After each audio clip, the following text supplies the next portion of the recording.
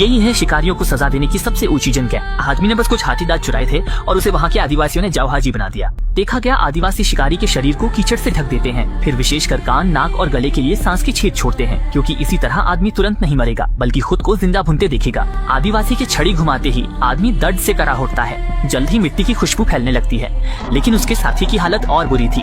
आदमी जमीन पर कीलों से जकड़ा हुआ है। फिर आदिवासी उसके सामने आग के घेरे में तीखी स्टिक फेंकते हैं। खतरा महसूस होते ही वो स्टिक कहीं भाग नहीं पाती और आदमी के मुंह में घुसकर पीछे से बाहर निकल जाएगी। अब बारी है वुल्वरिन जैसे दिखने वाले उस आदमी की। वो इतना डरा है कि उसे कुछ समझ नहीं आ रहा। तभी कुछ लोग उसे पकड़कर शहर के बाहर ले गए। असल में आदिवासियों ने उसके साथ एक शिकार खेल खेलने का फैसला किया है। सरदार ने पहले दूर एक तीर चलाया और वुल्वरिन की सीमा पार करते ही सरदार ने अपने खास आदमियों को शिकार पर भेज दिया। तभी एक गुर्गे की नजर उस शख्स की सोने की अंगूठी पर पड़ी। अंगूठी ना निकलने पर उसने उंगली काटने की बात कही, पर सरदार ने रोक दिया।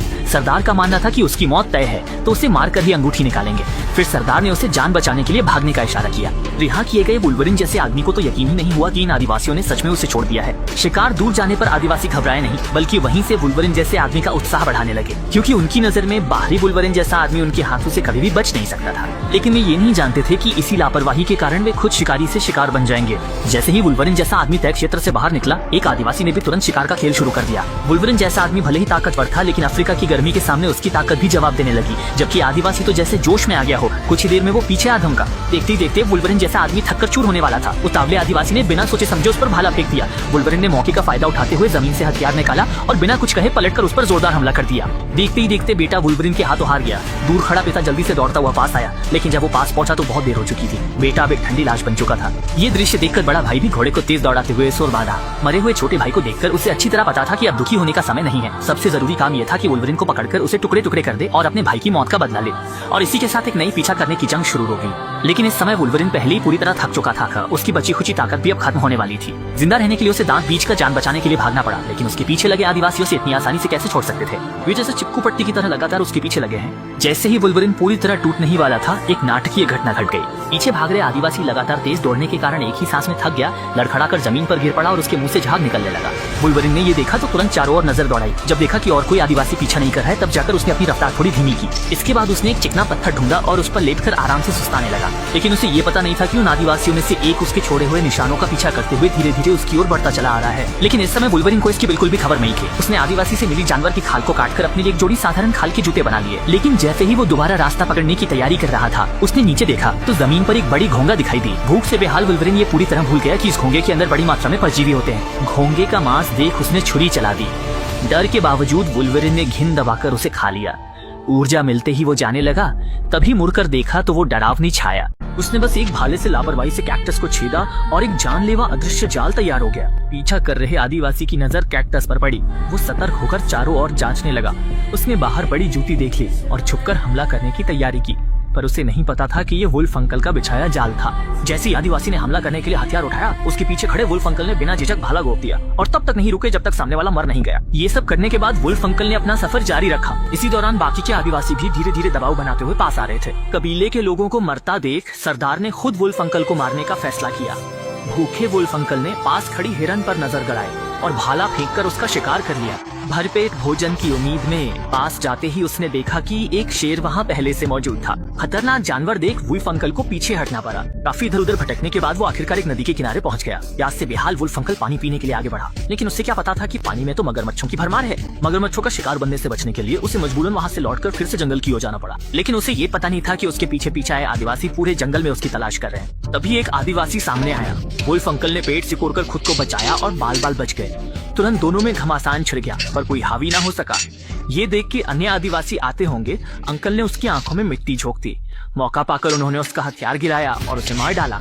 बाकी आदिवासियों के पहुंचने से पहले ही अंकल भाग निकले, जिससे उनका मुखिया क्रोधित हो उठा। अपने साथियों को वुल्फ अंकल के हाथों मरते देख मुखिया ने उसे खत्म करने की कसम खाई। इसके बाद शिकारी निकल पड़े और जल्द ही उन्होंने वुल्फ अंकल का ठिकाना ढूंढ निकाला। ये हालात देखकर वुल्फ अंकल बस भागने लगे, लेकिन चाहे जितना भी भाग ले, इतने सारे लोगों की घेराबंदी से बचना नामुमकिन था। ये समझते हुए कि पकड़े जाना अब सिर्फ वक्त की बात है, और जब वो नहीं जान पा रहे थे कि क्या करें, तभी अचानक उनके दिमाग में एक विचार आया, आग का इस्तेमाल करना। उसने घास के ढेर से एक आग का तीर बनाया, फिर उसे पास में पड़ी सूखी लकड़ियों के ढेर की ओर चला दिया। जैसे जैसे एक के बाद एक आग के तीर छोड़े गए, एक आग की दीवार पल भर में खड़ी हो गई। उसका ऐसा करने का मकसद यही था कि पीछा कर रहे आदिवासियों को फंसा सके। जब वुल्फ अंकल ने देखा कि आदिवासी लोग ऊपर नहीं आ पा पा रहे हैं और बुरी तरह फंसे हुए हैं तो वो खुशी से झूम उठे और अपनी जीत का जश्न मनाने लगे। हालांकि उसने अपनी चतुराई से पीछा कर रहे लोगों को फिलहाल चकमा दे दिया, लेकिन अब उसे एक नई समस्या का सामना करना था और वो थी भोजन और पानी की कमी। कई दिनों की तेज धूप और लंबी यात्रा ने वुल्फ अंकल की ताकत को बुरी तरह खत्म कर दिया था, लेकिन जान बचाने के लिए वो खुद को जबरदस्ती घसीटते हुए धीरे धीरे आगे बढ़ता रहा, मगर जल्दी ही वो भूख के कारण जमीन पर गिर पड़ा। एक आदमी 3 दिन रात से वीरान जंगल में फंसा था। खाना पानी खत्म होने से वो थककर जमीन पर निढाल हो गया। तभी उसे एक चटपटी लाठियाऊ मिली, जिससे वुल्फ अंकल को जीने की उम्मीद दिखी।